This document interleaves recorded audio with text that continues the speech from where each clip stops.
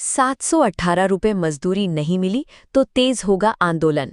22 kilometre पैदल पहुंचे ईंट भट्टा श्रमिक। मुजफ्फरनगर। उत्तर प्रदेश के मुजफ्फरनगर में सोमवार को ईंट भट्टों पर काम करने वाले सैकड़ों श्रमिक अपनी मांगों को लेकर सड़क पर उतर आए। शाहपुर कस्बे से जिला मुख्यालय तक करीब 22 किलोमीटर पैदल मार्च कर श्रमिकों ने सरकार और प्रशासन के खिलाफ अपना विरोध दर्ज कराया।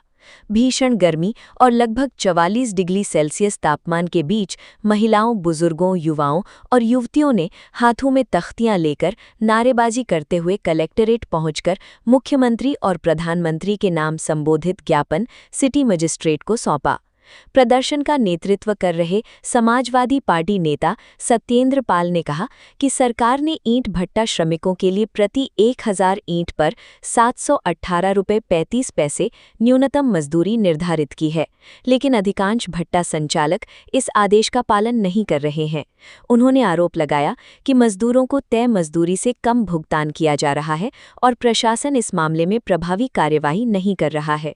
सत्येंद्र पाल ने प्रशासन पर सवाल उठाते हुए कहा कि यदि अधिकारी सरकार द्वारा तय न्यूनतम मजदूरी श्रमिकों को नहीं दिला सकते तो उन्हें अपनी कुर्सी छोड़ देनी चाहिए। उन्होंने कहा कि मजदूरों का हक दिलाना अधिकारियों की जिम्मेदारी है और इसमें किसी तरह की लापरवाही बर्दाश्त नहीं की जानी चाहिए।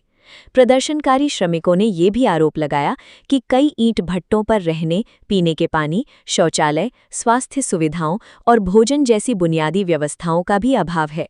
उनका कहना है कि आज भी बड़ी संख्या में श्रमिक ऐसे हालात में काम करने को मजबूर हैं जो बंधुआ मजदूरी जैसी स्थिति को दर्शाते हैं। शिव चौक से होते हुए कलेक्टरेट पहुंचे श्रमिकों ने प्रशासन के खिलाफ जमकर नारेबाजी की। प्रदर्शन के दौरान सत्येंद्र पाल तुम संघर्ष करो, हम तुम्हारे साथ हैं जैसे नारे लगातार गूंजते रहे। श्रमिकों ने मांग की कि सरकार द्वारा निर्धारित 718.35 रुपये प्रति 1000 ईंट की न्यूनतम मजदूरी हर हाल में लागू कराई जाए और सभी भट्टों पर श्रमिकों के लिए आवास, पेयजल, शौचालय, स्वास्थ्य सेवाएं तथा अन्य आवश्यक सुविधाएं सुनिश्चित की जाए।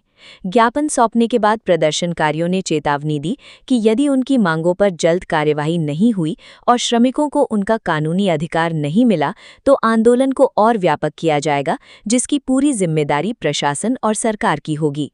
जनपद मुजफ्फरनगर से सचनामा न्यूज के लिए संवाददाता तनवीर मलिक की रिपोर्ट।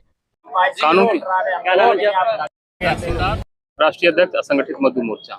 तो ये क्या कुछ पूरा मामला है? देखिए, पूरा मामला क्या है कि सबसे बड़ी शिकायत कई सालों से आ रही है, पिछले कई सालों से, कि जो न्यूनतम मजदूरी लागू है और ये जिलाधिकारी की ड्यूटी होती है बंधुआ मजदूरी कानून में स्पेशल, और डीएम के यहाँ जब भी मामला जाता है तो लेबर का नाम सुनते ही वो लेबर डिपार्टमेंट को भेज देते हैं, जबकि उसके पास लेबर डिपार्टमेंट का बंधुआ मजदूरी की उसमें पावर ही नहीं है।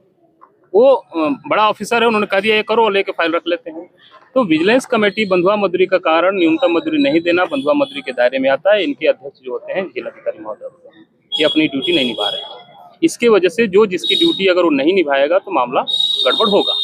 और इसमें हर 6 महीने में न्यूनतम मजदूरी बढ़ती है, और न्यूनतम का मतलब होता है हमारे भारतीय संविधान का अनुच्छेद 23 कहता है कि उससे 1 पैसा भी कम नहीं दिया जा सकता, भले ही मजदूर अपने स्वेच्छा से, अपने मजबूती से, अपने खुशी में भी काम कर रहा है, तभी इनकी ड्यूटी है कि उससे कम नहीं मिलना चाहिए। 1 रुपया भी कम है तो बंधुआ मजदूर माना जाएगा और 10 गुना फाइन लगेगी। आर्टिकल 23 संविधान के अनुच्छेद 23। क्या कुछ मांगे हैं यहाँ पर? हमारी मांगे हैं कि न्यूनतम मजदूरी लागू करो, असंगठित मजदूरों का शोषण बंद करो, ईंट भट्टा कार्यस्थल पे महिलाओं के लिए सेपरेट शौचालय की व्यवस्था हो, बच्चों के लिए स्कूल की व्यवस्था हो। मतलब एक मानव, जो ह्यूमैनिटी की बात करते हैं कि मानव पर्यावरण जैसे मानव हित में जो काम है वो सब करना चाहिए, और उससे से ज्यादा मजदूरी देनी चाहिए। और बीच में लोग समझौता कर लेते हैं, वो गलत है। समझौता जब भी होता है सरकार की न्यूनतम मजदूरी से ज्यादा समझौता होता है।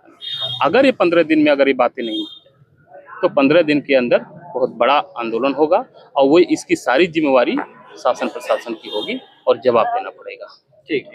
आज भट्टा मजदूरों के समर्थन में यहाँ पर पैदल मार्च निकाला है, क्या कुछ मांगे हैं? कहाँ से कहाँ तक? देखिए, शाहपुर से जो है डीएम कार्यालय तक पैदल मार्च रहा है सरकार को जगाने के लिए। ईंट भट्टों पर मजदूर के आवास की क्या स्थिति है, अगर आप जाके एक बार देखोगे अच्छे शौचालय नहीं है, नहाने की व्यवस्था अच्छी नहीं है, माताएं बहनें कैसे मजदूरी कर रही है उनकी जी को पता है। और मेरा मानना तो ये है कि ईंट भट्टों पर जो रिहायशी इलाका है मजदूरों के लिए, उससे ज़्यादा अच्छा हमारे घर में जो है, मतलब बहुत से लोगों के घर में, हमारे बहुत से लोगों के घर में पशुओं के लिए भी अच्छी रहने की व्यवस्था है।